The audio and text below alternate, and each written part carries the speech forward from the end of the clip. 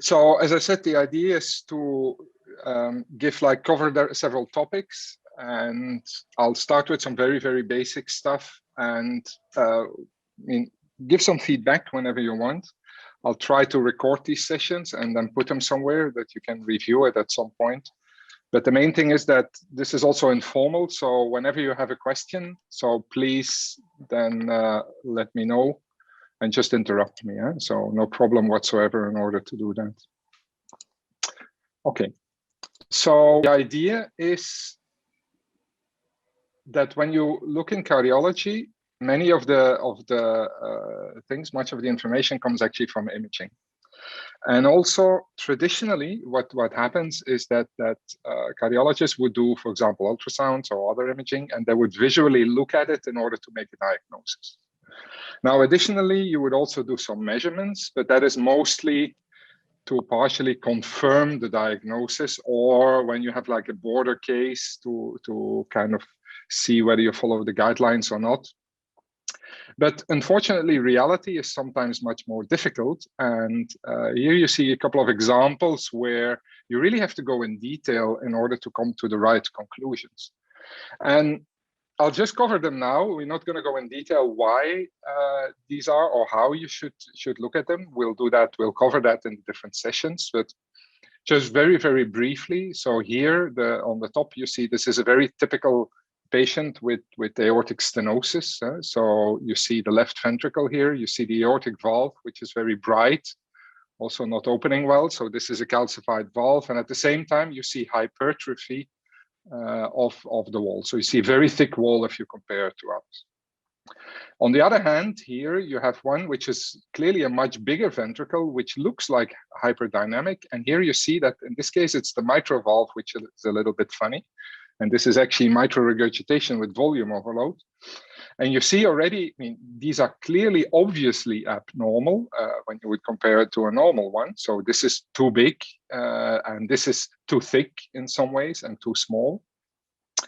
But the problem is, of course, that you have to decide now whether you're going to do something about this. So the thing is, when you do surgery, you have to replace or repair the valve. But of course, every surgical intervention has risk, especially also with valve replacements. They have like a limited lifetime. So the question is, how can you decide what is important or when to make the decision? And mostly you want to do that, not specifically whether the valve looks too bad, although that is what clinicians use very often. But what you want to do is you want to protect the heart, the myocardium, from damage. So what you want to do is you want to see if damage occurs or is going to occur. And that's not so straightforward. So you really need to understand the cardiac mechanics, why this remodeling is taking place and how you can interpret it. So this is one of the things that we will cover at some point. Now, here is another heart. So these two images are actually from the same patients.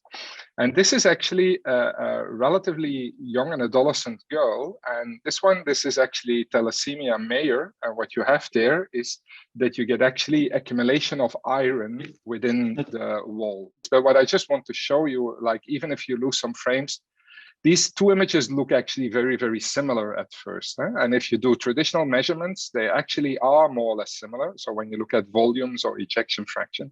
But what I can tell you is that this here is actually before therapy. And if you don't do anything there, the girl will die relatively soon from heart failure. And this is actually after therapy, where it's actually much better.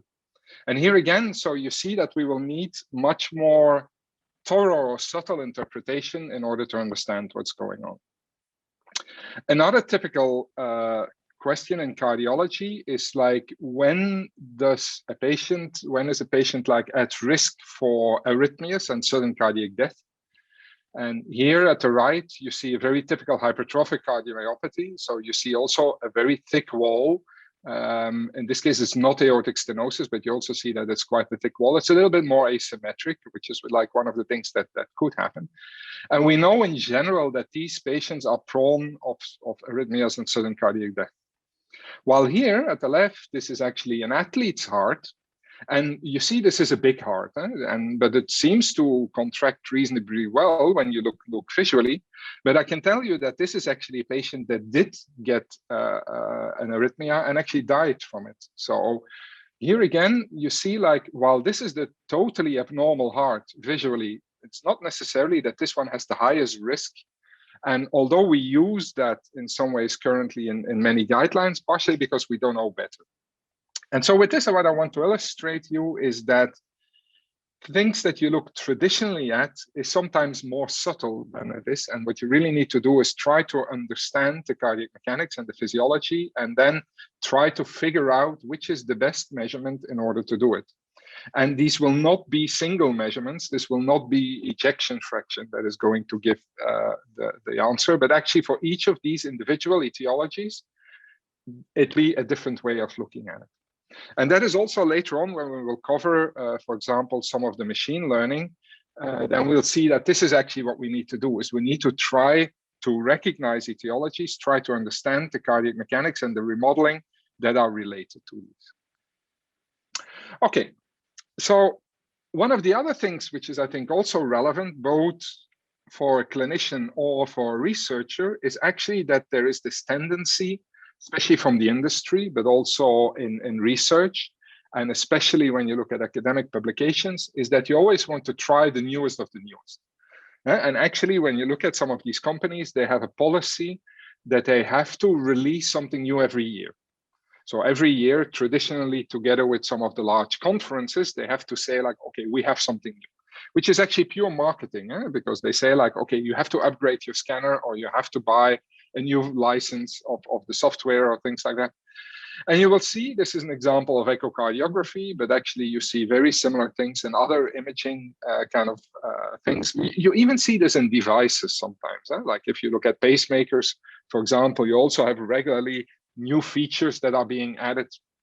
And while this looks cool at some point, and especially colorful when you look at echocardiography, this is not necessarily containing more information.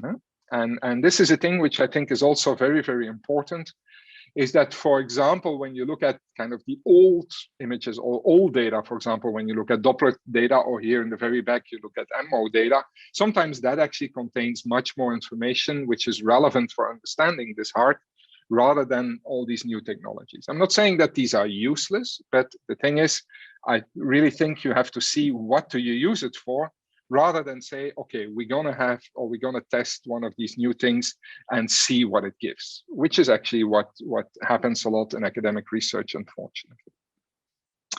And here you see an example of this. I'm not going to go in detail, but this is one of the most famous imaging cardiologists in Spain. He said at some of his lectures, and this was actually a lecture about strain imaging in cardiology or in echocardiography, now also in MRI. And actually with strain, although it exists a long time already, there's still quite a lot of controversy. And even there is still, especially for regional strain, but we'll come back to that at another point, there's a lot of variability in the measurements, in the inter-observer variability, and actually quite a lot in the inter-machine variability, because some vendors said that this is more important for them than the others, and they put more of an effort in it. And everybody, of course, uses a different algorithm in some ways. But also together with this, what you also see is that this is also related with some fashions in some ways. And so here is, over a certain period of time, the number of publications about a certain kind of modality or topic in echocardiography. And you see that it really goes with waves. So when something new is introduced, you see a lot of publications. And then very often afterwards, this goes down. Sometimes it goes up again. For example, with transesophageal echo, what happened is that in the beginning, it was fancy in order to do that diagnosis. And then people realized that, okay, it's very useful, but not for every case. And then later on, for example, there came the use for intervention monitoring. So when you do like mitral clips or implantations of aortic valves or something like that. And so you see that there's always these fashions where hopefully some of it stays, and that means that it's useful, or other things, they really die out.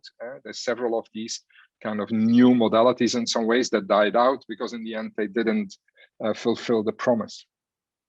Now, one thing is that this is problematic or makes it difficult to partially follow the field or see as a kind of just regular practicing clinician, what is the thing that you need to do? But on the other hand, what is also important is That this biases, for example, the literature. So if you get into new literature, then that's also important, but it also doesn't help for the confidence in the technique. And one of the things that you see when you look in cardiology, but I think that's in general in medicine, but we're talking here about cardiology, what you see is that obviously in cardiology, there's a lot of clinical trials for drugs or for devices. And still, when you look at these trials, very often the outcome that they use in order to do the trial is, for example, look at the incidence of death or some major events. Depending on the trial, sometimes it can be even like looking at ejection fraction or something like that. But actually, extremely rarely, more of these advanced techniques or more detailed looking at cardiac mechanics or cardiac function is being included in clinical trials, because the imaging guys have never been able to make this or give confidence to the non-imaging guys. And this is partially because of this. This is partially because of people going towards fashions, because that is the thing that publishes easily, rather than saying in a robust way, look, this is the way that we can kind of quantify an individual heart, how we can quantify risk, and how we can quantify the influence or the improvement with therapy. And so here again, one of the potential promises of machine learning is here in order to improve some of this. But again, we have to be extremely careful not to fall in the same trap and then saying like, look, okay, we're gonna use something fashionable rather than trying to link this to something which really tells us something about this heart.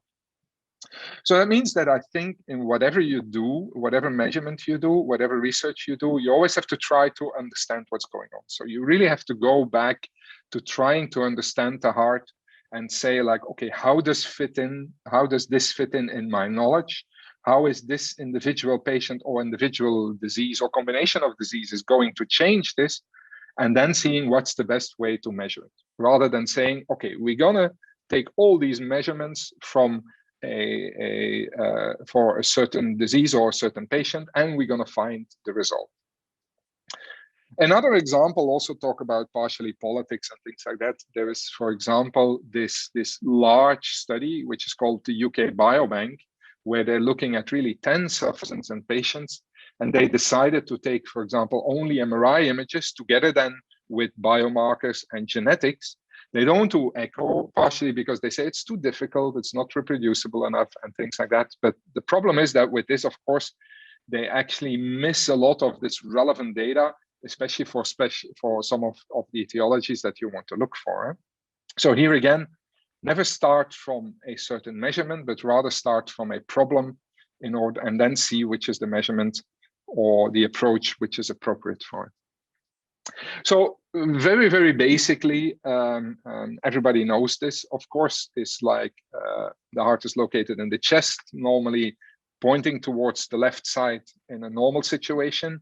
Very, very rarely it can be mirrored. In some congenital heart diseases, it can be anything weird or any combination. We can come back to that later on.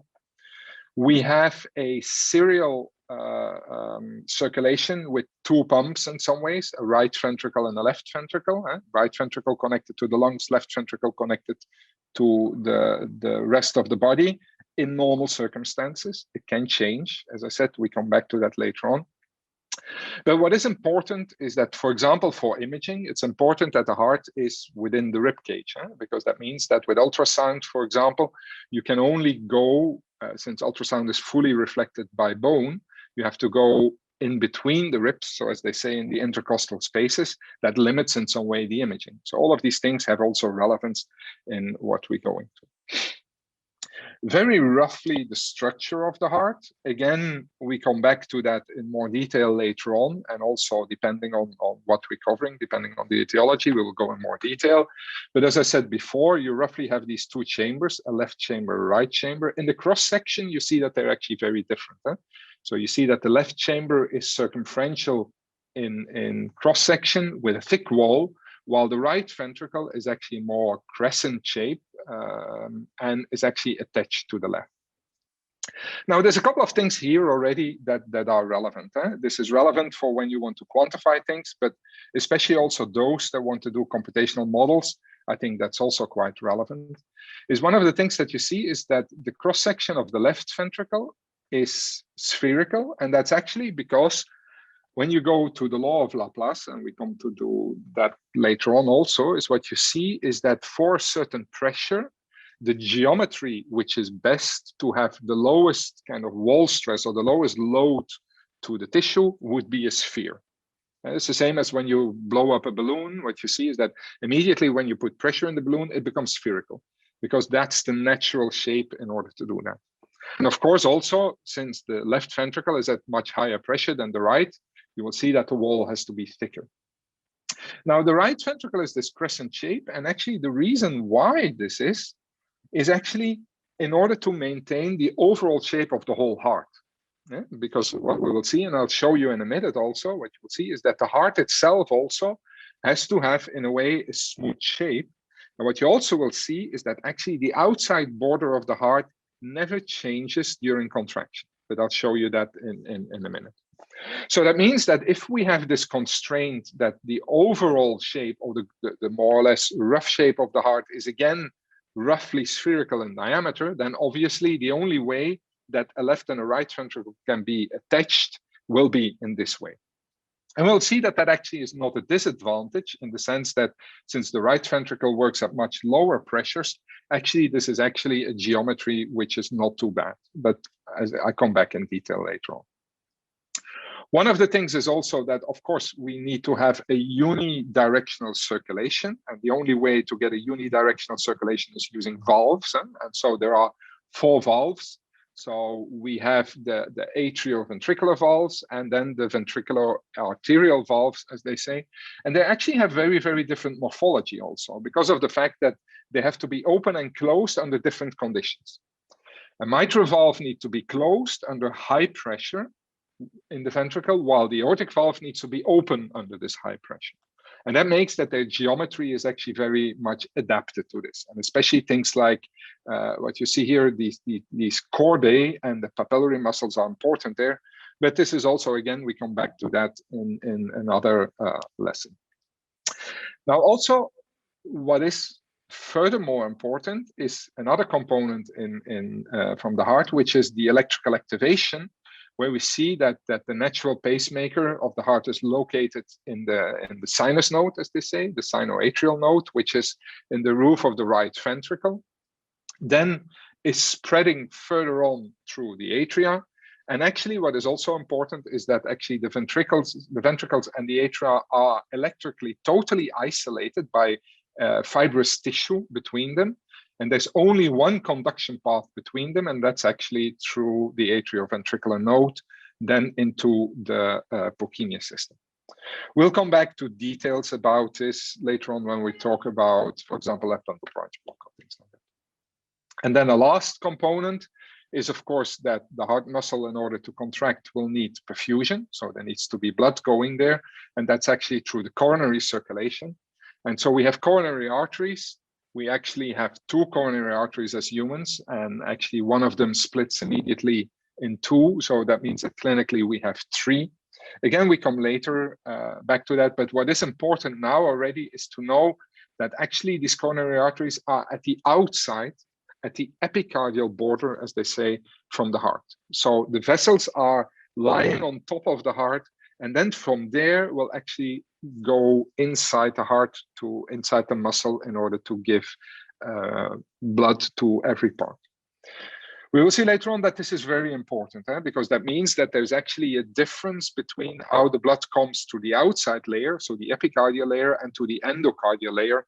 And that has implications for example, coronary artery disease, but some other ones also. Now, this is what I've been saying. So what is important to keep in mind is that, well, in general, what is important to keep in mind is always look at images.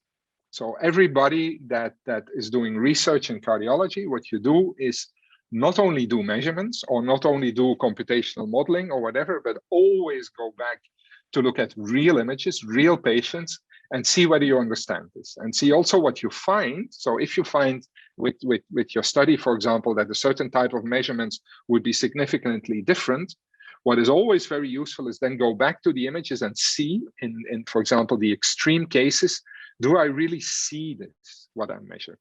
And mostly, if you have no way in seeing this when you go in detail, then there is a bit of a problem. And then also the applicability is different. But anyway, you learn a lot from looking at images. And just as an example, so here are MRI images. This is a set of MRI images from a normal heart. This is a heart with a large infarct in the apex. So you see it's a very thin wall, which is not moving too much. Again, we come back to these details later on. But what I want you to look at now is just look at how this heart is within the chest. And just look at the outside border of the heart, both here in the short axis or here in this long axis, or even a very diseased or very abnormal heart. When you look at this outside border, you see that actually during contraction, this is not changing at all. And this is actually quite normal. So this is, again, one of the big principles that you always have to keep in mind, is that evolution has made that everything in our body, both in working and in anatomy, kind of evolve towards a local minimum, as they would say in engineering. That means that it's optimal for a certain configuration. And when you think about it, say that the heart would contract, and if the outside border of the heart would actually change, what needs to be done is that, of course, then the lungs have to be deformed, or there has to be a vacuum created between the lungs and the heart. This, of course, from the energetic point of view, is very, very inefficient. So neither deformation of surrounding tissue nor creating vacuum is going to be optimal. So the most optimal is indeed if the heart remains in this outside border. And actually what you also see is that this outside border is actually relatively rigid, because this is what we call the pericardium. And the pericardium is like a bag, a sac that the heart is in, and which is relatively rigid. So this is actually a relatively thick membrane, but in such a way that the heart can actually slide fully, freely within this constraint. So this is actually like a constraint that makes that the heart cannot move perpendicular in the perpendicular direction to this pericardium. There can be pericardial diseases where you get adhesions and things like that. Again, this is for another lecture. But in general, what you see is that there's normally an extremely thin layer of water or fluid that is actually kind of making that the heart can freely slide with it.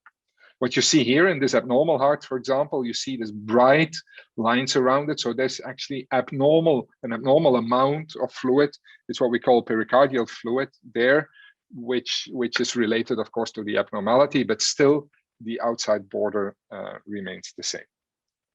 Now, that also means that if the outside border remains the same, that means that all the deformation and all the ejection that is taking place inside has to be within this constraints.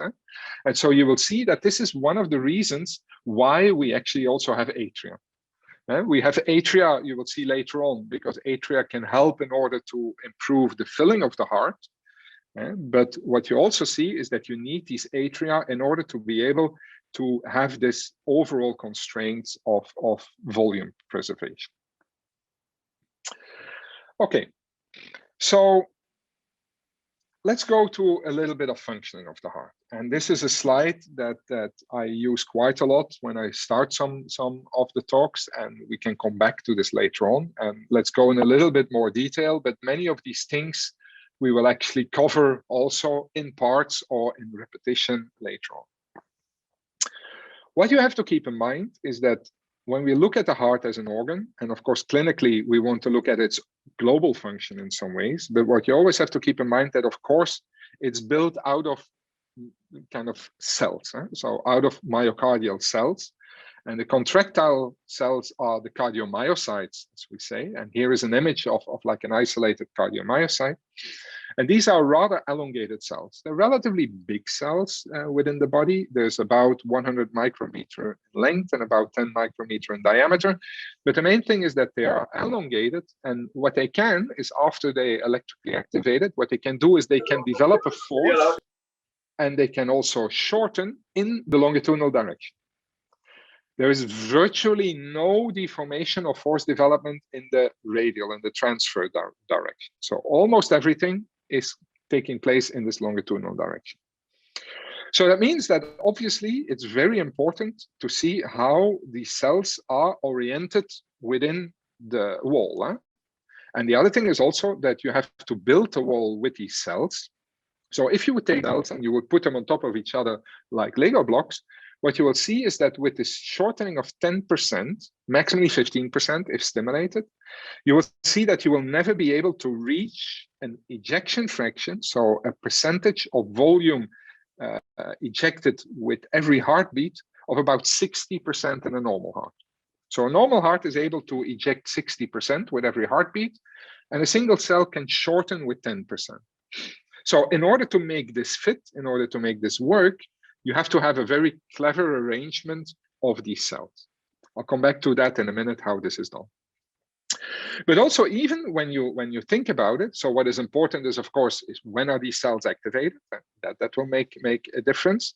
Then what is the intrinsic properties of these cells? Are these normal? Can they develop force? Can they shorten? But what is also important is how are they oriented within the wall? Because also when you look at the ventricle, as I say, we take a left ventricle and let's assume it's like an ellipsoid.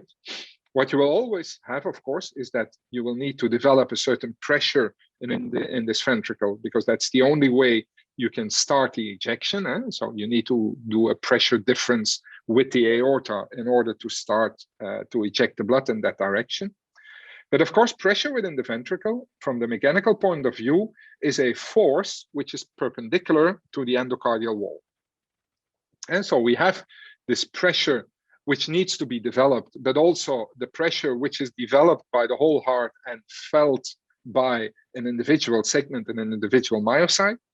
So this pressure, of course, has to be projected in the direction that this cardiomyocyte is oriented, because the cardiomyocyte can only develop pressure, force in one direction. The pressure is perpendicular to the endocardium. So you will see already how important it is, how this cardiomyocyte is oriented with regard to the endocardium. But also what you will see is, and in a lot of cardiac diseases, what happens is that the heart will kind of grow in size, will dilate or will shrink in size due to hypertrophy, for example, or will change shape like you saw in that infarct. So you will see that whenever there's a change in shape of the endocardium, what you will see is that this direction of the pressure with regard to the cells can change. And so that means that even the geometry, the size, the shape for normal myocardium in normal pressure circumstances, a change in shape will actually induce a change in the mechanics of the heart. So also when you do studies comparing hearts with very different sizes and shapes, you have to keep in mind how to interpret this, that this is a factor that can, of course, be important. Similarly, even the thickness of the wall, because we come back to that again also, what you say is like in a simple kind of way, in a Laplace equation, in order to do wall stress is, of course, the thicker the wall, the lower the wall stress.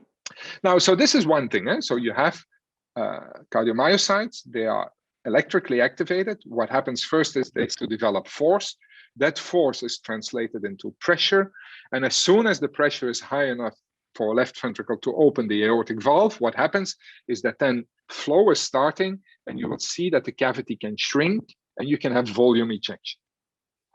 Of course, when this happens, that is, of course, determined by the afterload. So the pressure that is within the aorta, because it's the pressure difference between the ventricle and the aorta, which will open or close the aortic valve. So the higher the pressure in the aorta, for example, with hypertension or with an obstruction in the aorta, aortic stenosis, the higher the pressure needs to be developed within the left ventricle. And the other thing is, of course, what is also the case is that because the myocardium is actually doing the displacement by deformation. So your endocardium will come closer together by a deformation of the wall. As we said before, there's no deformation of the outside. There's only deformation internally of the wall in different directions. So that means that during the contraction, also the muscle itself has to deform. So although the muscle is the one that develops the force, of course, the muscle, depending on its elasticity, needs to deform itself, of course, also. And so that means that looking at the elastic properties is important. For example, when you have fibrosis, which can be related to an infarct, for example, or you have interstitial disease that you have deposition of some kind of more rigid material within the myocardium, as happens in some diseases. That will change the overall elasticity and will actually counteract, again, the deformation. What I said is how these cells are oriented are very important. And then one thing also that is really important in order to understand the detailed working of the heart is that actually there's a lot of segment interaction going on in the heart. Because one of the things is also what you see is that some clinicians would say that there are some global cardiac diseases, like, for example, some genetic cardiomyopathies or some like aortic stenosis or volume overload. They say that affects the heart or the ventricle globally in a similar way. Actually, that's not possible, because this would only be possible if the heart was a perfect sphere. But of course, it's not. The ventricle is not a sphere. And actually, the geometry of every segment is different. So that means that there's always local differences, which, depending on the disease, might be more important or not.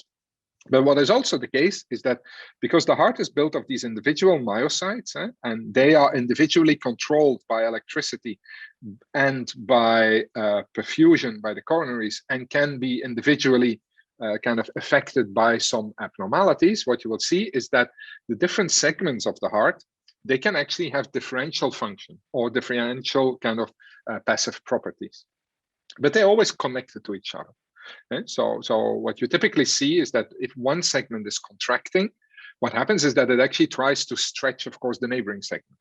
And vice versa, if the neighboring segment is contracting, it tries to stretch this. In a normal heart, everything is actually very homogeneous. Even if the geometry is not homogeneous, it's in such a way that, again, because this is optimal, see that everything, deformation and force development and local wall stresses, is actually very, very homogeneous. So in a normal heart, these interactions are not important. But as soon as you have any abnormality, then this becomes important. And this is really important to look at or keep in mind when you try to interpret it. Obviously, the moment of activation and the amount of perfusion there is also important. And also, one thing also to keep in mind always is that actually the heart is a volume pump. It's not a pressure pump. So like some people would say is that the heart needs to develop a certain pressure. No, what it needs to do is it needs to develop a certain volume output that is required by the body at that moment, and which is actually modulated. So when you're sitting and watching TV, for example, or when you're kind of doing exercise, the amount of volume of blood that needs to go to the rest of your body will change, but it's always this volume which is important. And you will see that a lot of the remodeling in disease is actually in order to maintain this volume output. And what you will see is that only when this volume output is not being maintained, then you start to see that the patients become symptomatic. Heart failure means that at some point you're not able to get the amount of volume out, as they say, the cardiac output anymore, that is needed. So this is important also when you interpret things, and also looking at how volume is being ejected, how volume is changing with exercise, and this kind of things will tell you a lot about these hearts. Okay, still a few things for today. One thing is, okay, how do we look at this? So what you will see is that actually, what I told you, there's two important things. Once you have this activation, what happens is that you get the force development that will develop pressure. And once the pressure is high enough to open the valve, you start to get deformation in order to do the volume injection. So you always have, when you want to describe cardiac function, you always have these two components. A component which is related to force development, and a component and pressure, and a component which is related to volume changes and deformation, because the volume changes because this deformation. Now, ideally, what we want is, in order to understand the heart, you would ideally know this kind of deformation and force development of individual myocytes. Of course, this is totally impossible and also not needed necessarily. So what you would like to do is have this as regional as possible. So small pieces of tissue where you can assume that while I said that the whole heart is not homogeneous at all, a small piece of tissue, say roughly 1 cubic centimeter, I think that's clinically for an adult heart, roughly a good rule of thumb, that would be homogeneous. So what you try to do then is, instead of looking at the force development and the shortening of these individual myocytes, what you try to do is say, okay, can we do this locally? Can we, from a piece of tissue, look at the force development or the wall stress related to this and the deformation of this one? What you will see is that deformation, regional deformation, it becomes possible to measure this with ultrasound, with MRI a little bit. Some people are trying it with CT. Let's say we could measure this. Regional wall stress or regional force development is much more of a problem. The only way to measure this in practice is by putting a kind of pressure needle in the tissue, which of course is extremely invasive. Right? So this is not something you can do. You can only do kind of derivative measurements, and we come back to that later on. And then the other thing is, like, when you then want to look at how does this heart perform globally as the pump within the body, then of course, again, you can look at pressure. In this case would be now the global pressure, not anymore the local wall strain, but the global pressure within the ventricle, and the amount of volume change, the amount of volume itself and the amount of volume change of the whole heart. Here again, these volumes are very easy to measure because every imaging modality can now measure an end-diastolic and systolic volume and calculate an ejection fraction. So this gives you roughly an idea on the volume displacement and the overall deformation if it was, for example, a sphere. Ventricular pressure is something different because, again, it's easy to measure cuff pressure, so peripheral pressure, but that doesn't necessarily correspond to the pressure within the ventricle. Again, the only way to do that is catheterization. So although this is very important, you can't do that. So here again, in order to understand, as I said, the local thing, what you need to do is you need to know your local wall stress. And currently, the only way to do that is trying to have a global ventricular pressure, which you need to use a catheter for, and then actually calculate the wall stress, where you probably will need very detailed local anatomy, for example, in order to do that. Because you have to, as I said before, look locally perpendicular to the myocardium and take into account also the wall.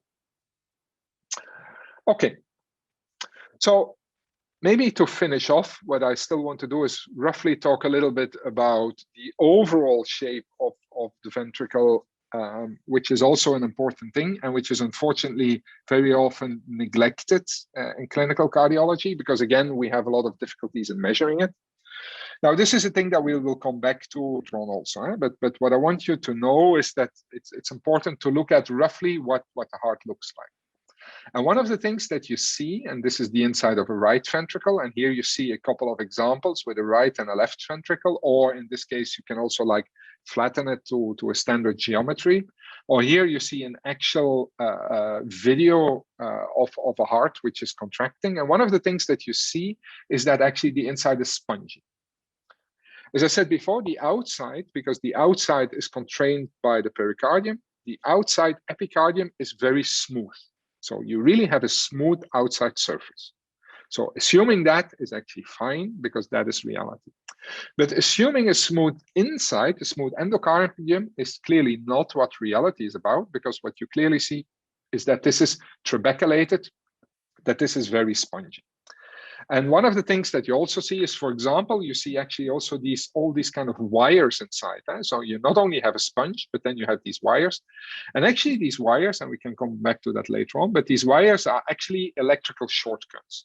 So these wires are actually Purkinje fibers, or at least these wires are kind of elastic-like fibers, although they call them false tendons. They're reasonably elastic, and they actually contain what we call Purkinje cells inside, which are actually fast conducting cells. So these are actually electrical shortcuts in order, and we come back to that in another session also, in order to make sure that the whole heart is activated at the same time, or more or less at the same time. Now, one thing that you also see is that there's different areas in the heart which actually looks different. What you see is when you look at the left ventricle, so you see there are trabeculations, but there's actually much more sponginess in the right ventricle. And what you also see, you can see it partially here, is, for example, the outflow tract towards the aorta. So here is the aortic valve. You see the upper part of the septum is actually fully smooth. And this is smooth. You can, again, it's because to make everything energetically efficient, what you will see is that because you will have like a narrowing there, you will have a little bit of flow acceleration. If this wouldn't be smooth, what you will get is you would locally get turbulence there, of course, when the blood goes out, and that would be very inefficient because that would mean an energy loss again. But what you see is that especially the apical part, so here you see the left ventricle, the apical part is trabeculated, and then you also have these papillary muscles, so which are like actually almost like large trabeculation. And keep in mind that actually when you see how they are attached, this is not just one muscle which is attached, but these have like a lot of different strands which actually attach to the myocardium. And these have a very important role in order to put tension on the mitral valve apparatus. But we come back to that later on also. But that means that neither is the endocardium smooth, nor is the inner volume kind of fully filled with blood, because there is these other things. Now, what you see also, and that is important, is that when you look at the right ventricle, you see that there's actually much more trabeculation. And actually also there's this one very big trabeculation, which we call the moderator band, and you partially see that here also. So you have this moderator band, which is actually a strand of tissue which goes from the septum between the left and the right ventricle to the free wall of the right ventricle. And you will see again, this has two functions. One is to give extra mechanical stability to the right ventricle, but actually also what you will see is that all these trabeculations here are fully full with this kind of Purkinje system, activation system, because actually the right ventricle should not be activated at the same time, but has a peristaltic activation. Again, something we come back to that later. Now, what you see is that these two, left and right, have a different amount of trabeculations. And actually, there's a good reason for this also.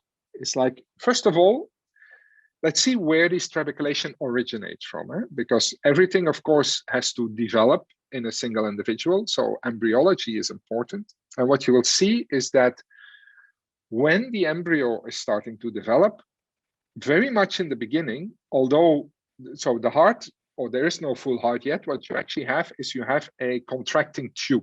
So you have a contracting tube that pushes the blood forward, and later on this folds into the heart.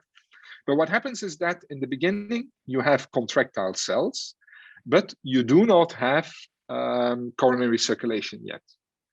So that means that you have cells which have to contract and do the kind of the propulsion of the blood.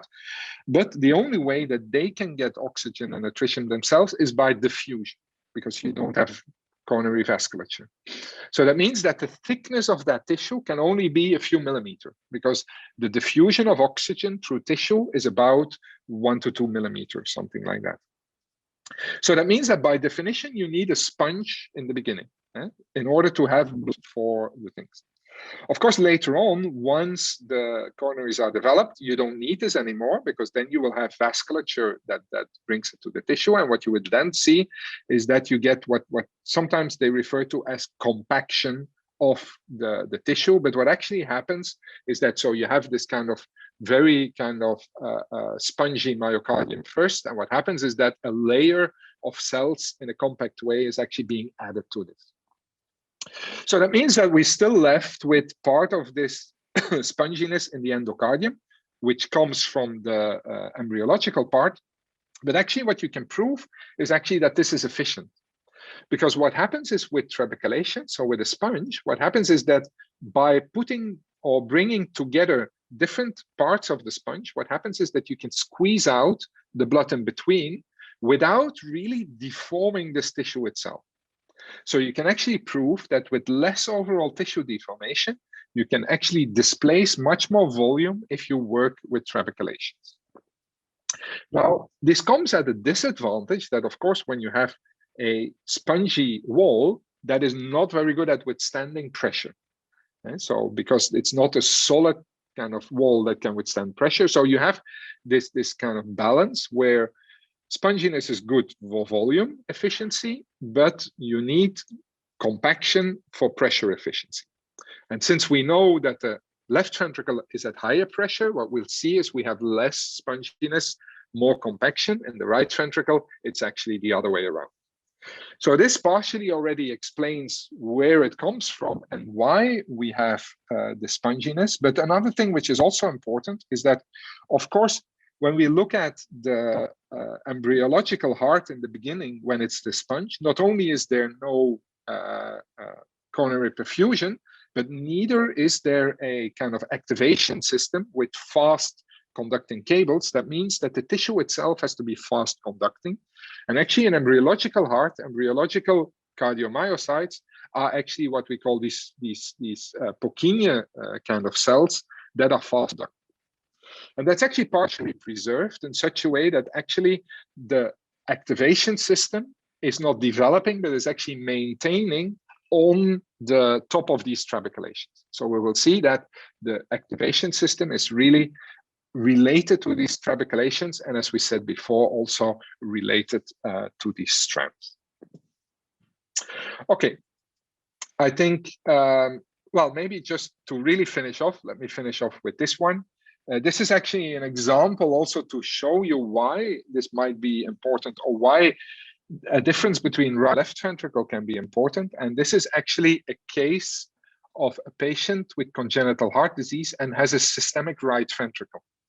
So this was a person that was born as a baby with the aorta connected to a morphological right ventricle, so with much more trabeculation than normal. And here there was surgery in such a way that actually in this case, the arterial blood is being brought back. And this means that here, this is actually a morphological right ventricle, which is the systemic ventricle. And what you see is actually this ventricle is extremely large. And this is actually a patient from about, I think, 40 years old, which is actually starting to become problematic and symptomatic. And that's what we often see. And when you look at this heart, one of the things that you see is that you see that this apex here is actually fully full of this trabeculations. And that is what should normally be in a right ventricle. But if you put this at high pressure, what happens is you get hypertrophy and it actually fills. And you can see that this is not very efficient, actually, because although this heart is large, the heart or the part of the ventricle that is only injecting blood is much, much smaller. And so here you see that recognizing this trabeculation, looking at the role of this trabeculation and seeing how in different diseases they can change, it can be important. Okay, I think this is enough for today.